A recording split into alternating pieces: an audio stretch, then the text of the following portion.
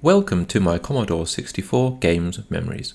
This is where I look at old games and some of the technical details behind them.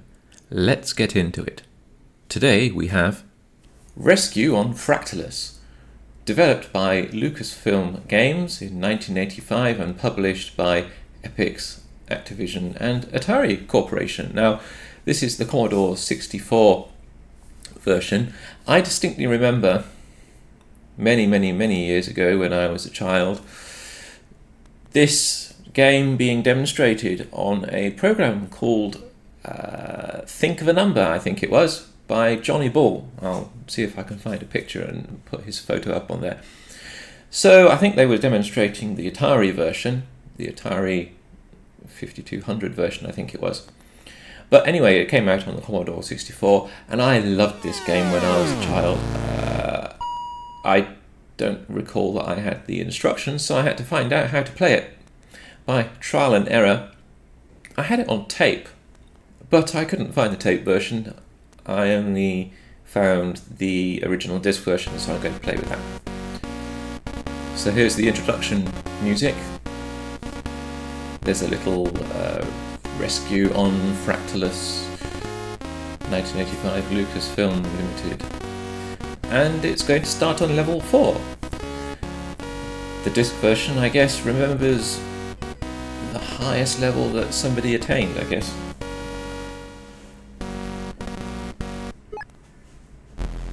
Anyway, so let's launch. So for 1985, this game was really cool because it had 3D, in inverted commas, air quotes, graphics. And it has a nice little launch sequence and then a planet landing sequence. So what you have to do is you have to fly around a planet's surface, finding pilots that have crashed on the surface of this planet, I guess, to rescue. And there are laser gun turrets and there are UFOs flying around. So the frame rate for 1985 is really good, and for a Commodore 64 it's really good too, but it's not completely great because it's quite juddery, but back in 1985 I thought this was fantastic. It used to spark the imagination, let's put it like that, because you could imagine yourself flying around these mountains and these ravines and finding all sorts of hidden stuff. Of course there wasn't, but it would spark the imagination. So I'm going to play this a little bit and see if I can remember how to play. That's the gun turret, isn't it, which was trying to shoot at me. Let's see if I can shoot that. Oh, there we go, at last.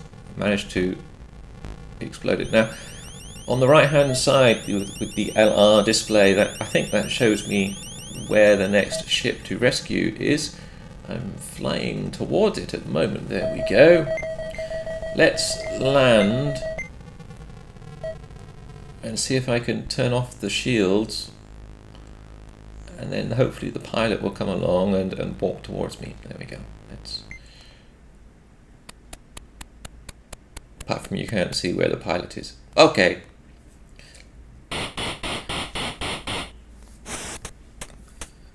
Okay, it's not an alien.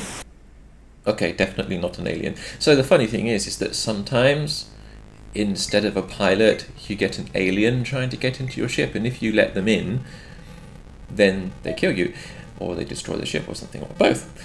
But if you see that the alien is on the screen and you turn on the shields again, then the alien gets fried. If you do it with a human, then of course you kill the human pilot, which is not good. The objective is to rescue the human pilots. Well, I'm guessing they're human. Friendly pilots, let's put it like that. So the next beepy thing is telling me, look, there's another spaceship over here. There it is. Oh, this time you can see the pilot running towards you. Hope it's a pilot. Looks like it's safe. Every time you rescue a friendly pilot, you get some energy or fuel or whatever it is. That's the E gauge on the right hand side of the middle part of the bottom part of the display there. On the left, the A gauge, I think, is your altitude. The AH gauge is your artificial horizon. The far left-hand side, where you can see 2 yellow dots and 6 brown dots, I think that's your speed. I don't remember. Oh, okay. So I think the right-hand side, where it says 5R or 0R or whatever it is, up on the, I think that's your range. Okay, that's the range to the ship. There we go. We're in range. Let's try and land. There we go. And then we'll just turn off the systems. And the shields is off scope. Oh, there it is.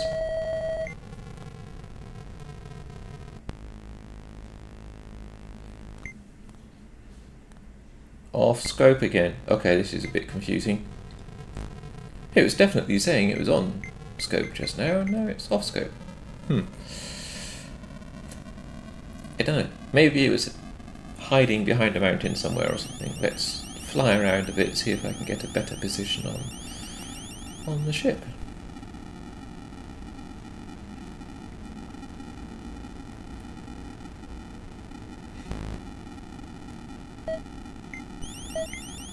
There's a UFO flying around. Okay, I'll just... Maybe it rammed into me or I rammed into it. Either way, it's destroyed. I think I lost some energy or fuel. Energy. E for energy, right?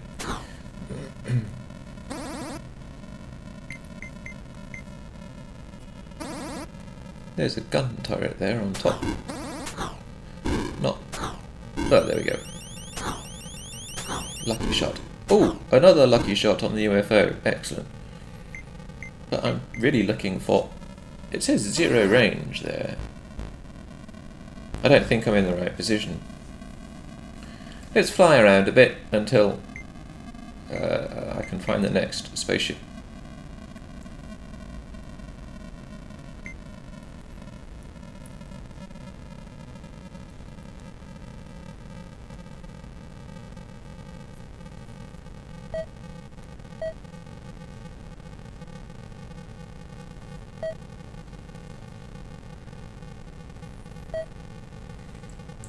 Here's the next pilot to rescue.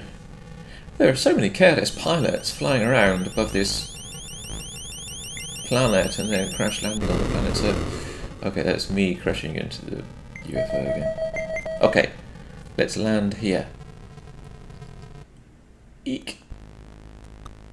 Okay, well, I can't see the ship, but the pilot is walking towards me or running towards me. It's knocking on the door. And I'm safe.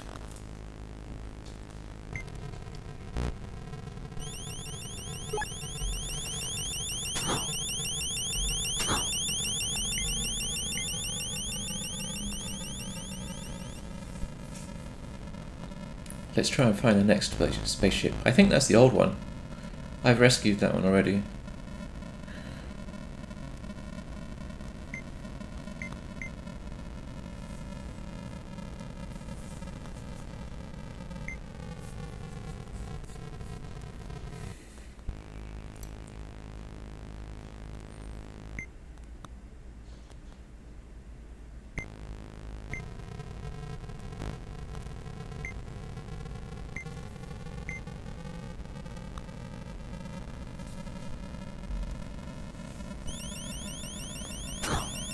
Okay, UFO.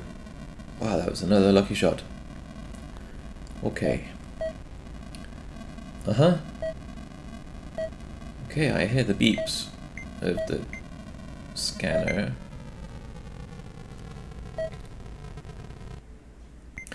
The 1P in the bottom right-hand corner, I think, means one pilot left. I think. Not too sure.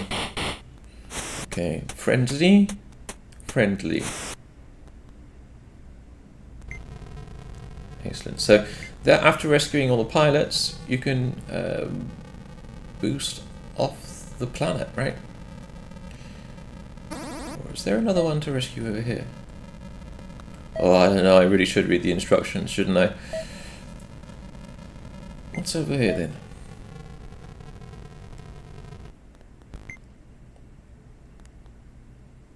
Pilot too far. There's another pilot. Okay. There's someone trying to shoot at me as well. Hold on, what's going on? Okay, well... Oh, there we go, the pilot's in range. Excellent. Okay, I landed quite far away from their ship. Or wherever they were, so... Okay, good. Not an alien. Right. Sounds okay to me. What? There's another pilot wanting to be rescued?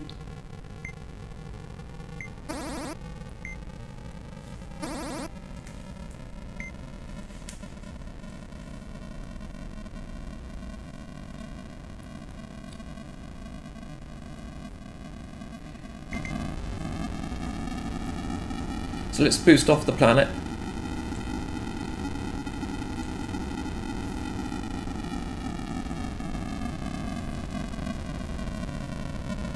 And that's a level in Rescue on Fractalus.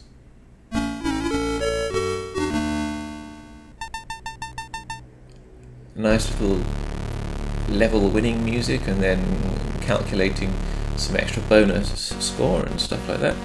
And then more of the same. So let's get into the technical side of things. Now on the technical side of things, I don't want to delve too much into the disk loader because it's fairly standard, but I really want to try and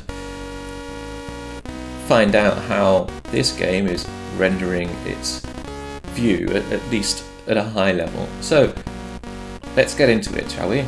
So here we are starting the game, and we can see that we've hit a breakpoint at 2E0. How did we get here? Well, we can see quite clearly that it's jumping through 0302, which points to 2E0 in hex. This is the first file that was loaded from the disk. We can see from the code here that it's turning off the screen, setting the border color to black. It's then doing some standard kernel ROM, set LFS, set NAM load routines, and then jumping to C970 after it loads the first block of code. We can see the files on the disk are just looking like this. The directory doesn't look like it's obfuscated that much or anything else. Like last time, I loaded the label file, which defines a lot of the kernel and Commodore 64's I/O space. Just to remind ourselves, 0302 is the basic input line and decode, so it's doing a standard vector overwrite, or it's overwriting the standard vector, one of the standard vectors, and loading a bunch of code lower down in 0 page, and then jumping to it. We can see it's going in through a whole bunch of standard kernel routines for dealing with the serial bus. To be honest, not a great surprise since it's doing set LFS, set NAM, and the kernel load routine. We can see it's starting to do some stores at BF00 in the load routine, storing at AE and AF, of course. There's no real hidden code here by the looks of it. So there's a whole bunch of code here which it's loaded and it's just executing. It's doing a whole bunch of initialization, yet more standard kernel serial stuff. Now, I just want to see what data it's sending over the serial. It's sending a listen, but let's see what it does when it does a send data. So I re-enabled those breakpoints. If I recall, I think that's the millisecond delay routine that's part of the serial code that was in the CPU history just then. So it's relocated some code at the end of the standard screen memory, so probably around about 700 in hex. There we go. More kernel code for set FS, and it's doing some check out and char out. Interesting. Oh look, it's sending a BE command, B-E command, which is a block execute to the drive. So it's doing a block execute, what looks like track and sector, or sector and track, whichever way round it is.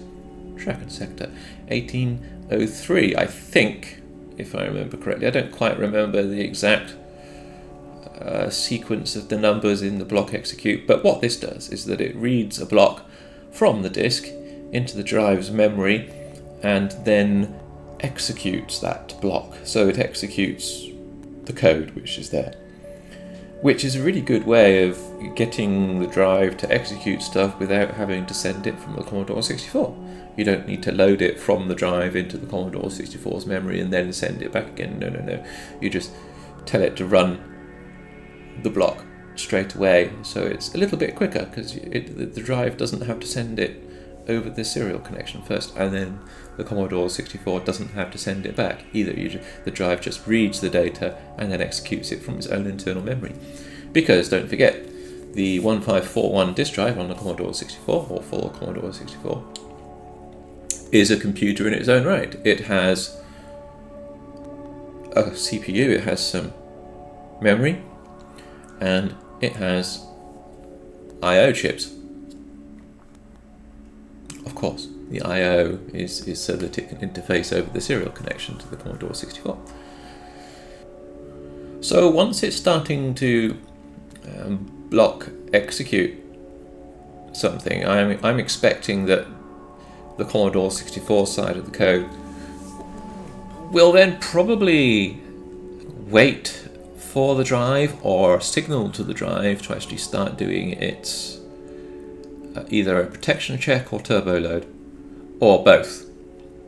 This is the usual reason, right, for wanting to execute code on the drive, is that you want to do something with protection or implement a faster serial bus protocol so that you can actually load the game data faster. Because there are some quite large files on there and it would be quite slow to actually just wait. So I'm just doubly making sure that the kernel serial calls on a Commodore 64 are being used. They are here. Right, none of this looks contentious. None of it is surprising. I just want to see what happens after we finish this code here. So this set interrupt is interesting. This is where I think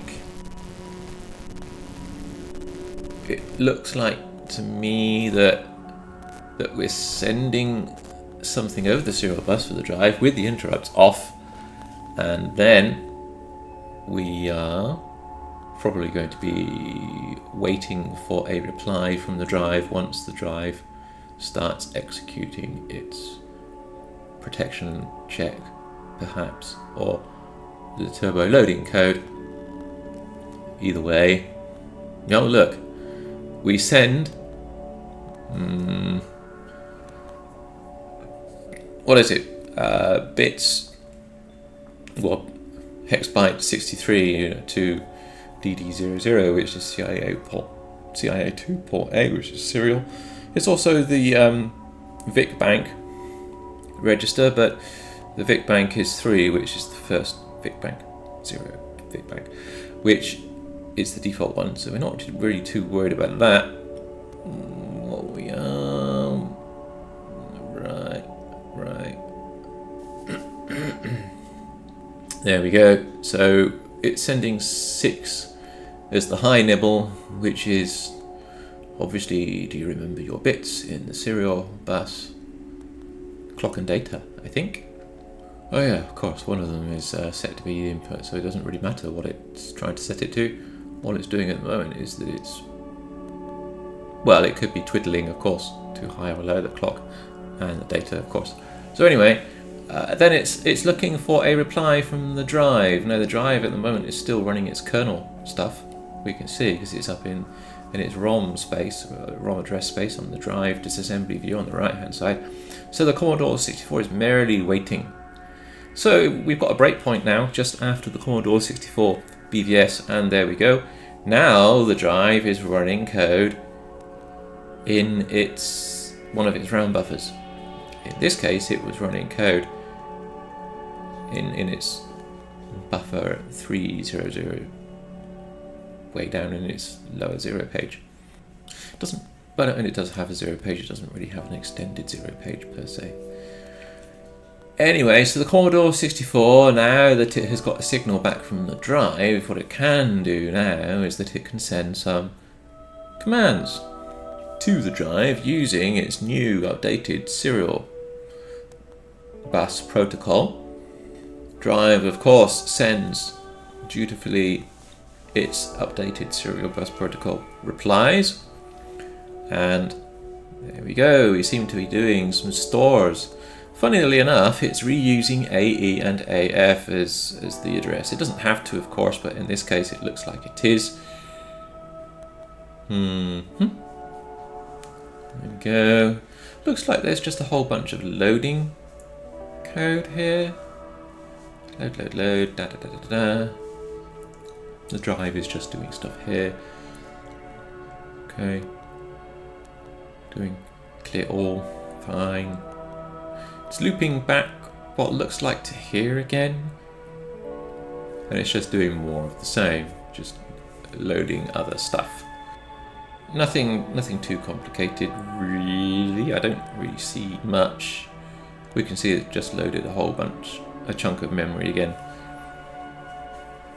from the memory CPU view. Blah blah blah. It looks like it's setting up some self-modifying addresses for the next thing to do.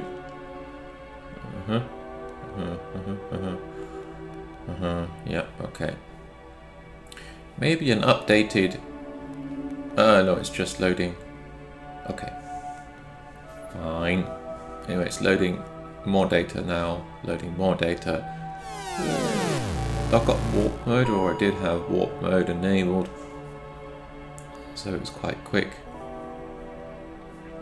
Anyway, standard kind of like load data and title screen stuff. Some data in the drive's memory. Standard kind of stuff, really. That's the disk name and disk ID numbers. Nothing else really. Okay. These are empty RAM bank. Actually, they're not RAM. And then it goes into the I/O space, of course. 1800 is the I/O space.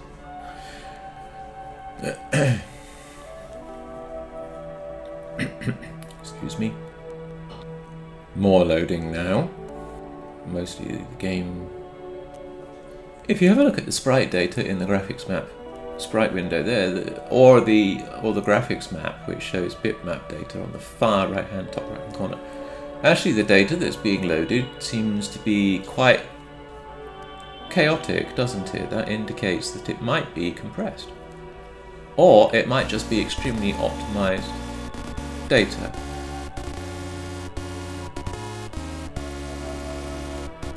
That's intriguing. I wonder why it came up with choose the level like that. Okay. So we can see this game uses the bitmap mode.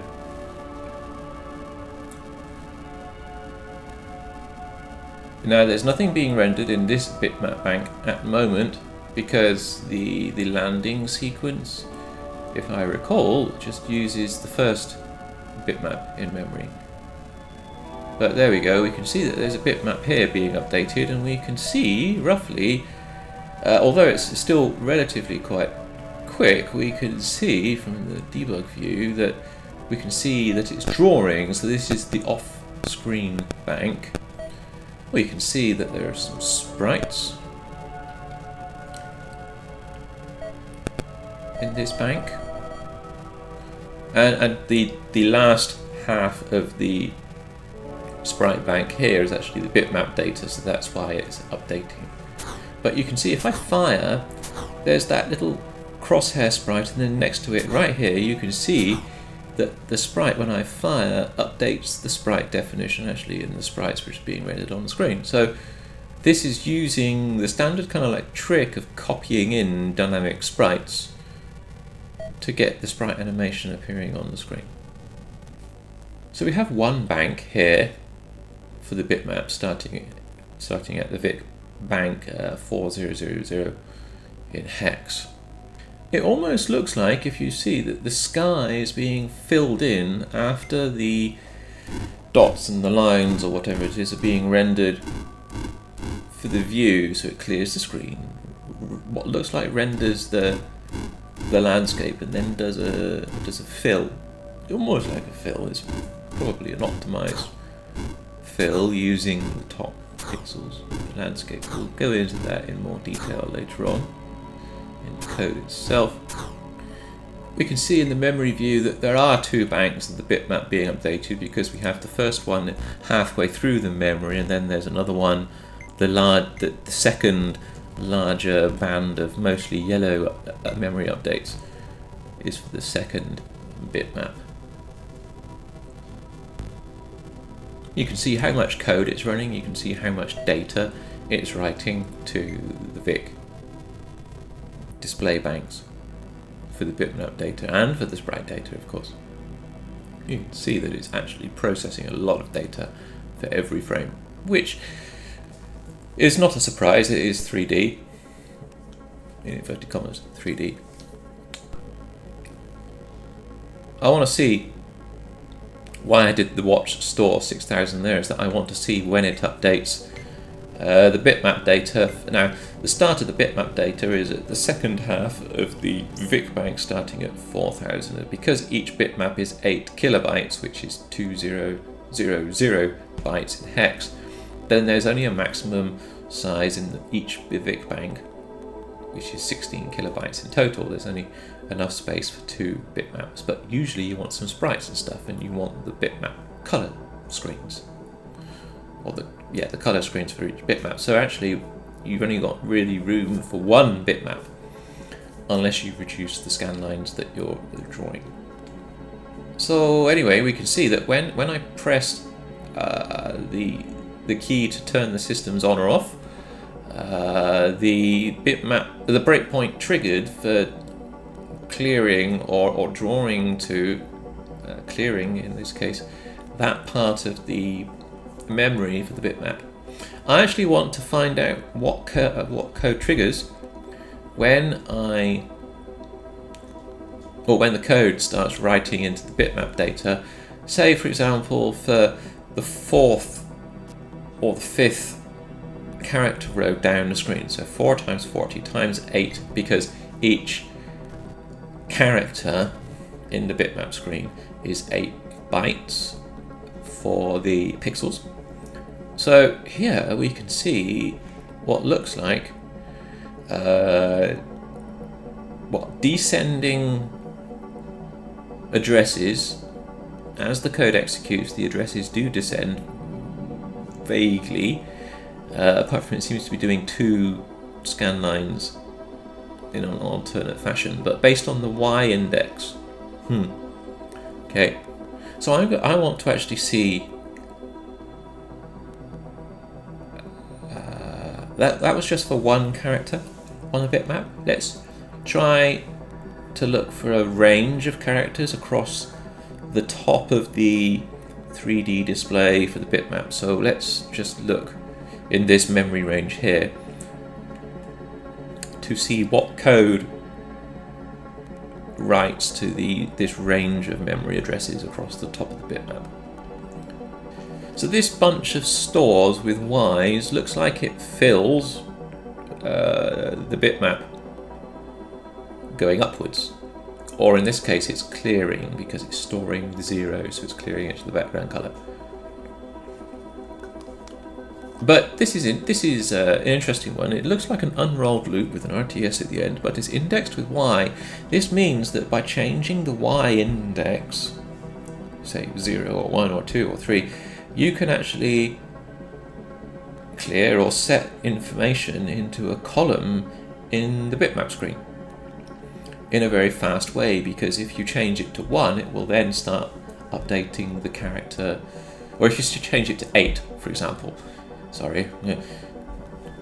The bitmap data is weirdly structured. Each character goes down in the Y for 8 pixels, and then the 8th pixel hops along to the next character to the right, and 16, 24, and 32, and so on and so forth is each character to the right. So if you set it to 8 for the Y index, then it will be the character to the right, 16, 24, etc. So this means that actually if you want to use a Y update index like this, you'll need to have either 2 unrolled loops, okay, and using different Y index values, because 40 characters across in the normal Commodore 64 screen times 8 is greater than 256, and the Y index can only store values from 0 to 255. So we do need to have 2 different unrolled store loop routines to clear columns across the full width range of the bitmap. Here, on the other hand, we have a load indirected with 80y, and then ORing and storing with 80y, and then increment y, and then store 80y again. This has a similar theme, but it's using indirect addressing, which doesn't need an unrolled loop, but it's slower. It adds an extra couple of cycles because it needs to read the indirected memory address, which is stored in 0 page 80 and 81, and then decode that and then add on y after that. So actually this is slower, but what it seems to be doing is that it seems to be updating 2 scan lines. Oh look, it's actually helping the draw routine. So it seems to be updating the character with some calculated values for updating lines as it's drawing on the screen. That's interesting. So this is definitely part of the line draw routine here. When I step in, you can see it's drawing the next character of the bitmap data, the next 8x8 pixel block. Don't forget, there is no real character screen as such in the bitmap screens. It's 8 kilobytes of bitmap data, not character screen data, although it does look like character set data that can be used for a character screen, and it can. It's just that if you try and display it as a character screen, it won't look like a bitmap, it'll look like a character screen. And the data layout for that is different.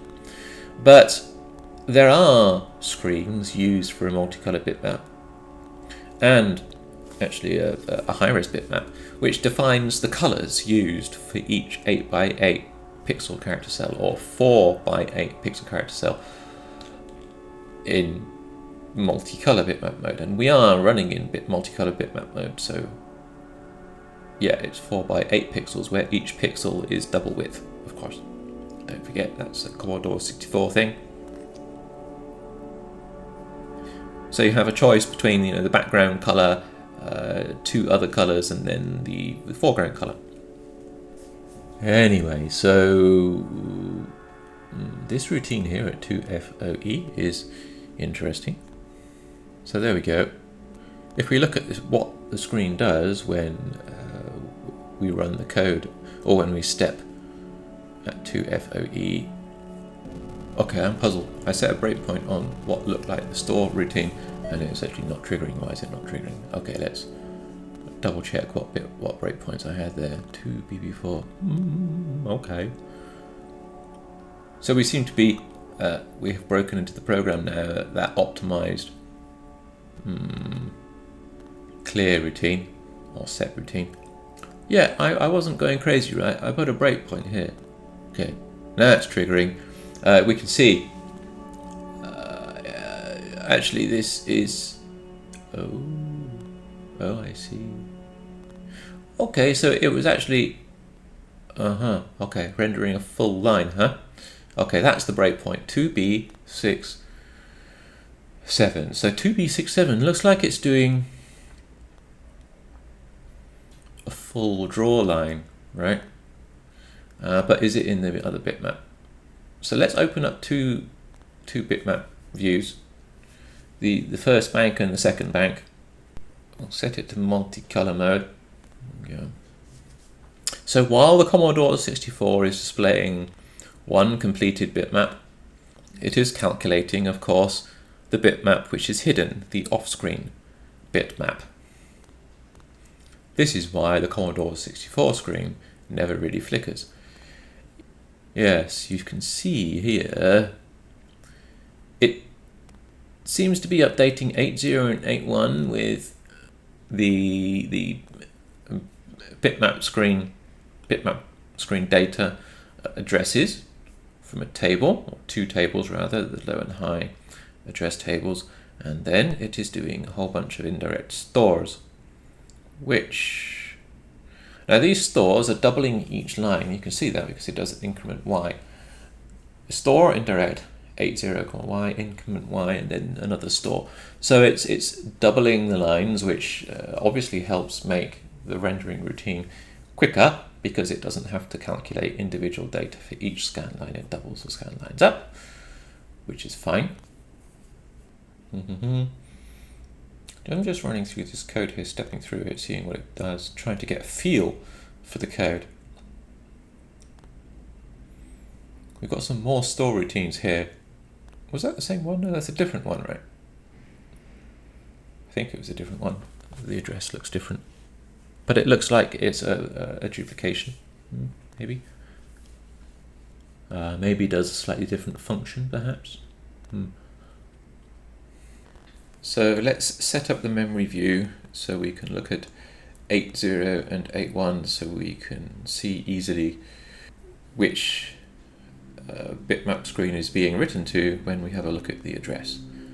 A000 is obviously in the other Vic bank, the second screen, starting at 8000, which includes A000. Now we can see at 8081 that it's storing to 6BE0, which is the first screen in Vic bank 400. So I'm setting up a label here of 2B67 as a draw line because when this routine is executed, it seems to draw a line. Setting a label like this, or adding a label using the AL command, makes it easier for us to understand the code that we're looking at, because if we encounter a JSR to this address, then the disassembly view will show that, like here. So then we can start to piece together the functionality of the code as we're looking at it.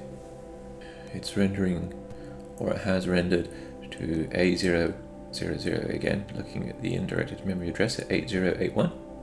Now it's back at 64 again. I think it was rendering this data here up at the very top of the other bitmap screen.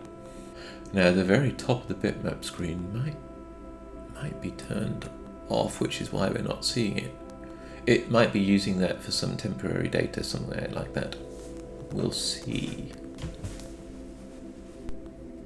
This looks like a sound effect or SID update code, perhaps. Not that interested in sound effects update code. Let's try and get back to the rendering. Let's put a breakpoint on draw line again. There we go. The second bitmap is now clear, so we know that it's going to be doing draw lines to that bitmap, right? We can see it's drawing this line again, using that kind of functionality. There we go. We're just going back to the parent routine, just having a look at this routine, seeing if I can intuit a feel for what it's doing. Nothing much springs to mind at the moment, apart from it seems to be loading in new values for the drawline routine to actually process. It could be doing anything at this point in time. It could be doing a whole bunch of reads to a bunch of pre-calculated or previously calculated data for the height field to actually render, for example. So there are various different ways in which this routine could work, this rendering routine could work. Historically, reading through various different web pages about it, some say that this is a fractal routine or a voxel routine. The map is quite large, but it is not incredibly huge. I mean, the level, right, as you fly around it. I mean, to be honest, it is not incredibly detailed. It looks, jaggedy and stuff like that, but the jagged nature can be like an algorithmic function which is actually not part of the level data itself. It's just algorithmically generated information which adds some. It's not really noise because it's consistent based on three-dimensional position, but it's basically a constant. It could be a constant noise function added to height map values, for example. Now, if there is a height map, and if that height map is just stored as a grid in memory, you could have the rendering as a function of doing several slices from back to front using just a gradient, like a line inside two-dimensional space, cutting across at a certain angle based on the viewing angle, of course, and you do several cuts which are planar with the camera or the view frustum going from back to front, and you could record the height field at each of these and then add on that constant noise function for the uppy-downy jaggedy nature. And then what you do is that you would call this drawLine function to render the lines for each span of the height field, and you could, in theory, look at the stacked height fields from back to front and then calculate the visible height which is on the screen based on a relatively simple transform of transforming into screen space. You don't want to render the mountains that are behind of a mountain which is taller and closer to you, for example. You would just render the topmost pixels and then all of the ones that are visible to you in front, which is why you would want to go from back to front. Or you could do it from front to back, of course. If you do it from front to back and note the highest view that the pixel that you've drawn in the view, then you don't need to render any pixels below that, so you don't render any lines or anything. So you could do it from front to back, and that would be optimal too. And then the last pass would be this filling the sky. So we want to have a look at the sky fill routine. We want to try and identify it. So I'm positioning the camera now so that the view has quite a lot of sky. So the plan is that I'm going to put a breakpoint, just moving it way up. There we go. So I'm going to put a breakpoint here at the screen position, and then pretty much that breakpoint at that screen position is going to be either the screen clear or the sky fill. Okay, so which one is this? Well, the accumulator is 0 and it's doing this optimized vertical column draw here, and the vertical column draw is, there we go, well, it's doing 2 of them, and well, I think that's doing 2 of them. Yep, 14D3 is an optimized column draw, and the optimized column draw is actually going up the screen, I think. Is it? Yes, the addresses are descending, but in pairs of scan lines as it executes. So, and it's doing it with an indexed Y, and of course, because 40 characters across times 8 pixels for each character cell is more than 256, then we need two of these routines. Which is why we can actually see a second routine here, look. Ding, ding, ding, ding, ding, ding, yep. It's funny, isn't it? It does the pairs of scan lines from top to bottom, but it's actually clearing from bottom to top. Okay. I mean, it doesn't matter if you clear the pairs of scan lines from bottom to top or top to bottom. It's just two stores. It's just that the addresses are transposed. Interesting though. Interesting choice, design choice, I suppose. Anyway, so it looks like we've got two routines to do that, and that's what these two routines are. It looks like Y is being loaded with a lookup table value based on the index of 8. Oh look, this is very optimal. Clear. Very optimal. Store clear. And look, basic ROM A0 and A000 and A0A0 looks like it might be some kind of like lookup table, or some kind of like cleared table or something like that. Is clearing both tables with 0. Okay, that's something to remember.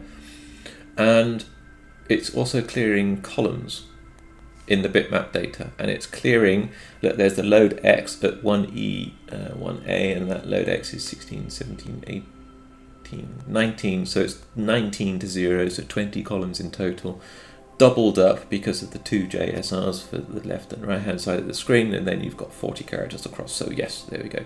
This is the clear routine, clear screen routine, or at least fill screen routine with an accumulator value.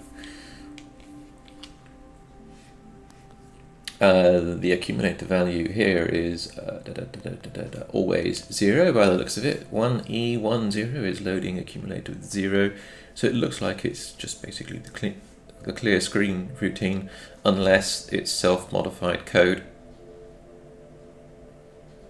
Okay, this second one here looks like accumulator is now 5.5, which tells me that that's the sky color, right? So it's drawing the sky color. Now, interestingly, it looks like it's reusing the column fill routine for the clear screen, but using it with a different accumulator value. So, well, of course, you've got an unrolled loop for speed code, basically. So at one point it's using 13AA. It looks like it's using it for clearing the screen in columns, indirected with Y, of course. Indexed with Y, not indirected. Indexed. And that's the clear screen, definitely. But then look, as it's rendering the first bitmap view, we can see here, this column here is being optimally cleared, and then that, yes, it's definitely clearing because it's setting it at 0. So the Commodore 64 should be rendering or displaying the second bitmap now, so the first bitmap is being cleared, and these columns are being cleared too, along with those tables. Cool. Okay, so I think we understand that. Look. Okay, yeah, 1F is, so it's updating some values also in some other, what looks like tables elsewhere, and everything else. Okay, fine. Okay.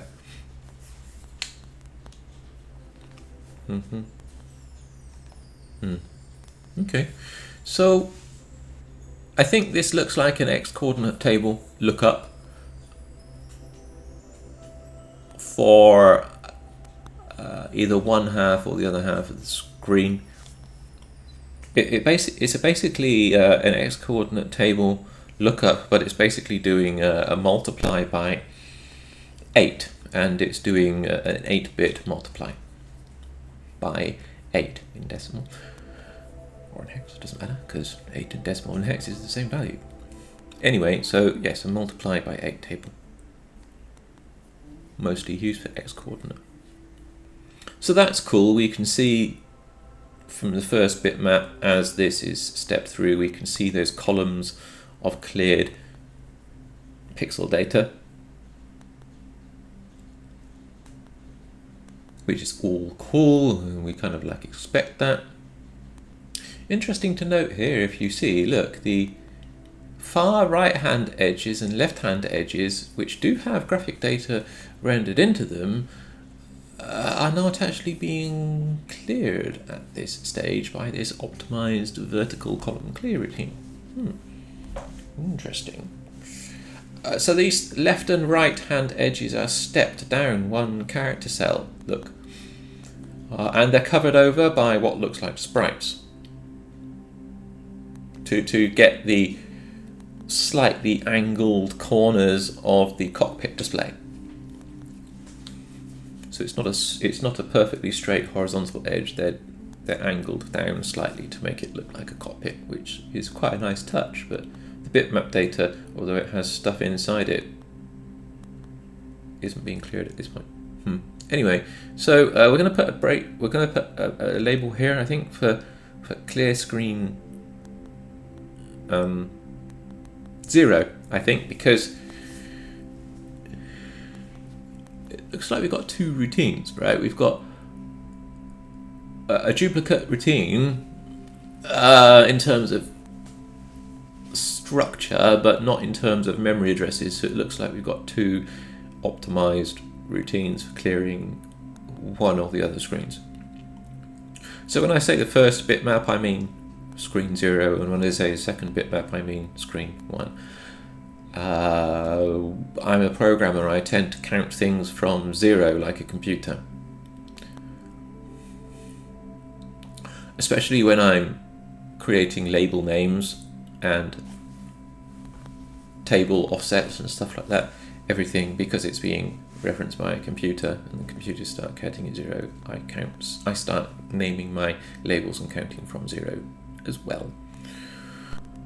I think that last part of the routine there just basically clears those two cockpit edge portions of the screen. Now look, see, they've been cleared. So there are a few extra stores. Now, because those characters are arranged horizontally, it can be a linear consecutive store through memory, because it's 8 pixels down, 8 bytes down for each character cell, and then it hops up to the next character cell up at the top, and then 8 pixels down again and 8 pixels down again. So you can address that linearly and just clear it linearly. That's what I think is happening there. So in terms of speed code, it looks like the clear column of a screen code is an unrolled loop, and it's indexed with Y, and it is being reused for rendering to fill the sky columns as well, which makes sense. You don't, I mean, to be honest, using speed code with that memory, clearing a column with that unrolled speed code is basically as fast as clearing the whole bitmap screen linearly. You could clear the whole bitmap screen for the game portion of the screen linearly, and it would just be as fast, because you're doing a linear store. You just have to update the high register, the high address, sorry, of the bitmap data, and then just keep on linearly storing that. And you could actually have, you know, a fairly unrolled, a semi-unrolled loop, and it would just be almost as well. Actually, no, clearing column is actually quicker because you update the Y index less often. Okay, fine. So yeah, reusing the clear column code is actually faster. You would actually have to significantly unroll the clear loop to get the same advantage, and there's no point in rearranging the memory stores that you're doing. You're just basically, the end result is the same. You're clearing the bitmap data to 0, so you might as well reuse that code and not duplicate a whole bunch of code which has the same effect. So we're just putting some breakpoints here to basically try and put some breakpoints around significant functions inside the game code. So we've identified where the clear screen goes. There it is at 1BD4. And now I'm looking for JSRs, and I'm putting breakpoints after the JSRs to see what happens for each routine. So 2171, right?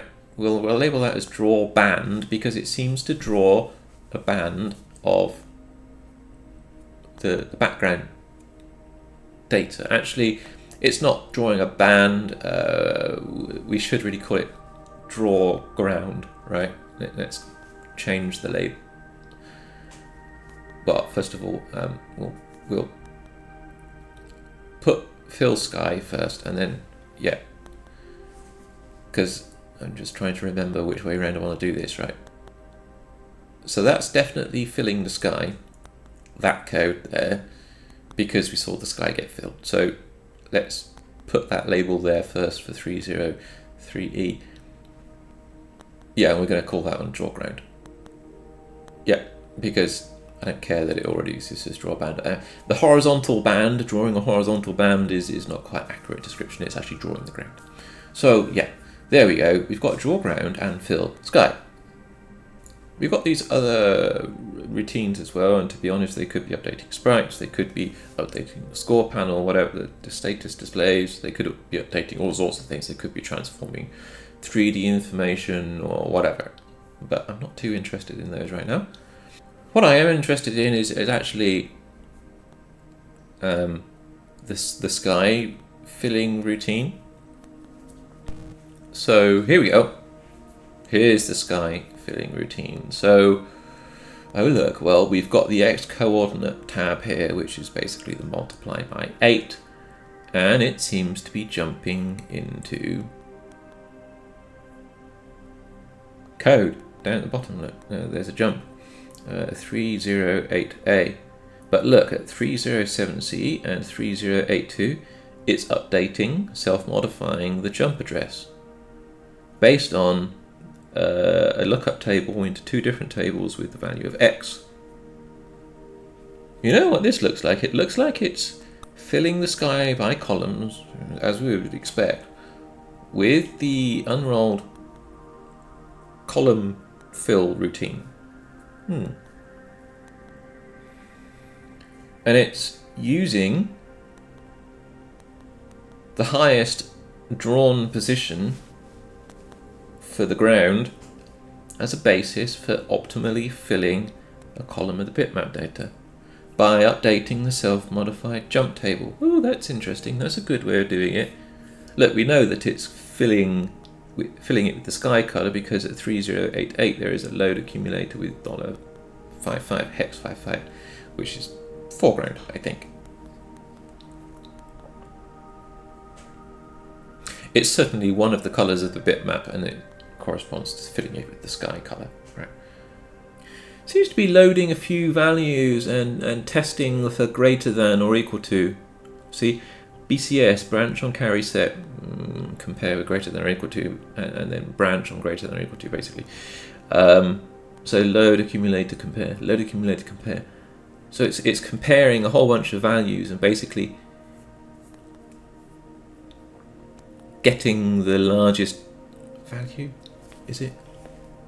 And then using that value into the index table to self-modify that jump. So yes, it's changing the address that it jumps into this routine. So it's basically a table lookup for changing at which point you start clearing the column of pixels in the bitmap screen. So it's going to jump into a different position into this routine and then run through until the end, which fills up to the top of the screen from the position in the bitmap that you actually want to start filling from. Interesting, so that's a good way of doing it. Optimal column filling. And there we go, based on the height. Now, this doesn't fill the sky for when a particular character block in the bitmap has line pixels drawn into it, but it does optimally fill a line of a band, horizontal band of 4 pixels, 4 multicolored pixels, which is 8 high resolution pixels, which is basically a whole byte horizontally for this character block in the bitmap data. The 4x8 pixel block, which is an 8x8 high resolution pixel block in the bitmap data. You can see here, look, there's that fill column routine again. But this time accumulator is set with 5.5 rather than 0. So yeah, we can see here, look, it's starting to optimally clear or set to the sky color. Interesting, interesting. So here are the sky clearing, as you can see, as we progress down this line of code. It clears vertically upwards. It then jumps back to this bit of code here, which looks like it continues the processing. Actually, it looks like it is going to start processing. Yeah, looks like it's going to continue processing the next vertical strip, but probably in the other half of the screen. So it's the same kind of code as above. It's adding on, looks $14 in hex, which in decimal is 20. Ah, look, see what it's doing there is that it's reading the highest point for the pixel positions. That's why it does 4. It's not the bands from furthest to nearest, it's the horizontal pixel slots. And it multiplies the 2 ASLA instructions there, it multiplies that by 4 as well. So it's basically it's doing a comparison for the highest rendered pixel slot in this column on the screen, because there are 4 multicolored pixels for each character slot. Yes, that makes perfect sense now. And then it comes back again. Now this is interesting, if you like this kind of technical stuff, which I hope you do if you're watching the video to this point in time. So this is doing more table lookup for the address, but this time it's setting up the address for the indirected address. So 80 and 81 in hex is being set up with a low-high address for the indirected load accumulator with open bracket $80 close bracket comma y, which is the indirected address index y instruction at 2FB8. About 5 instructions below where we are now, maybe 6. So it's loading what's on the screen. It's doing an OR with the table that we have there, and then it's storing the information back again. So what that's doing is that it looks like it is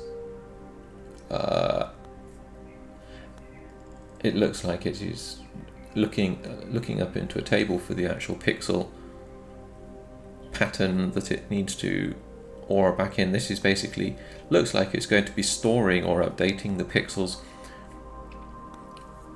below the column that's just been cleared to the sky color, and it's going to be setting the sky colored pixels depending on the precise line that has been drawn underneath. So if we have a look underneath at the bottom of the first column, I guess, that was cleared, because it's updating 2 columns at a time, looks like it's going to be doing one and then the other column. So yes, this is updating the fragment that's left to make sure that the sky correctly follows the contour of the ground that has been drawn at this position.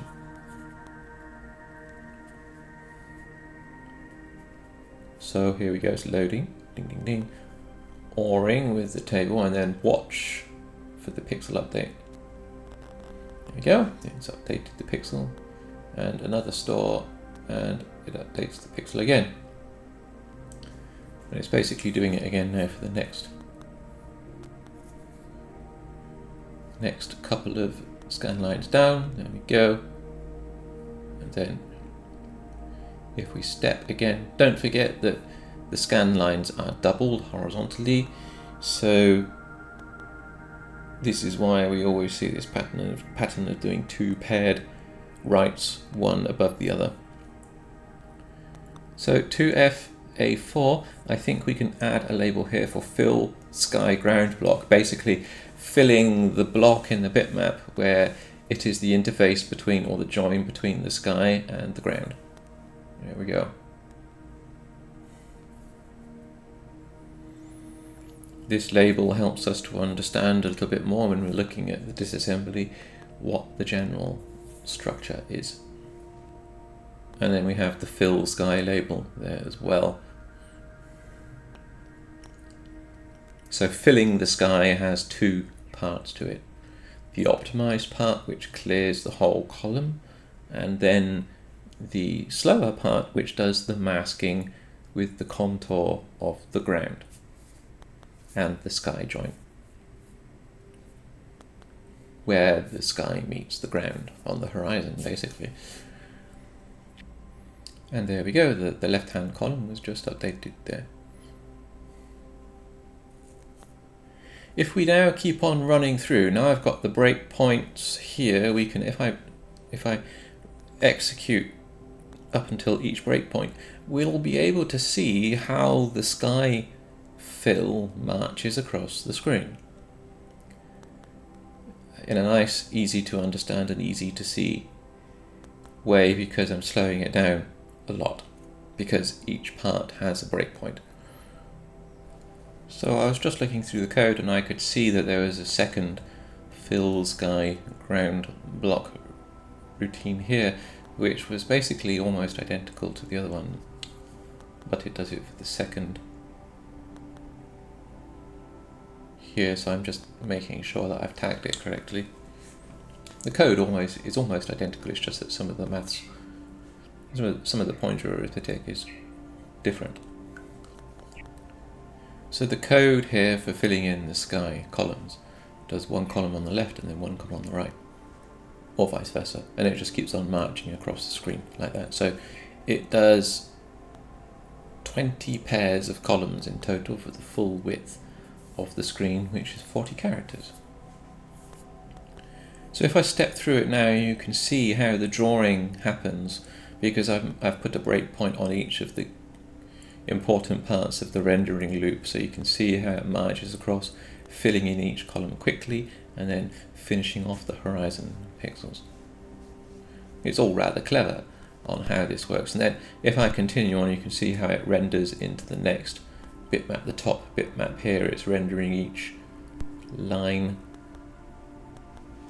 and then rendering the sky.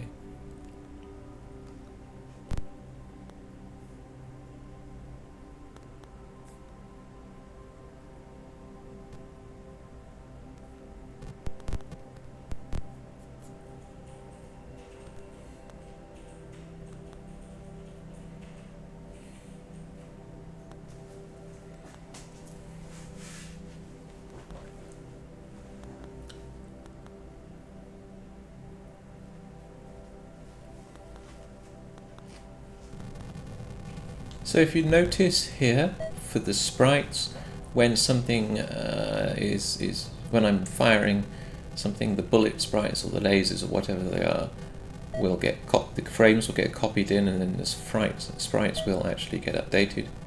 So there's a little bit of dynamic sprite usage going on here. There are some static sprite definitions, so you can see that the artificial horizon has this block of sprites with the line which goes one way and then the other. You can see that the sprite is updating now for the